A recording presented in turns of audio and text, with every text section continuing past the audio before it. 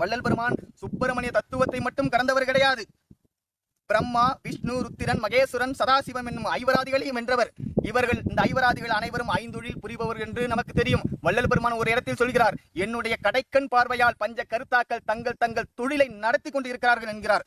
ஆனால் பெருமானார் இதையும் கடந்து இந்த ஐவராதிகளையும் ஆட்டி வைக்கும் விந்து, நாதம், பரவிந்து, பரநாதம், அபரவிந்து, அபரநாதத்தையும் கடந்தவர். ஒரு பாடலில் பெருமானார் சொல்கிறார், தடையுரா பிரம்மன் விண்டு ருத்திரன் மாயேச்சுரன் சதாசிவன் விந்து நடையுரா பிரம்மம் உயர் பராசக்தி நவில் பர சிவம் என்னும் இவர்கள் இடையுரா திரு சிற்றம்பலத்தாரும் இடதுகால் கடைவிரல் நகத்தின் கடையுறு துகள் என்று அறிந்தனன் அதர்மேற் கண்டனன் திருவடி நிலையை என்று பாடுகிறார்.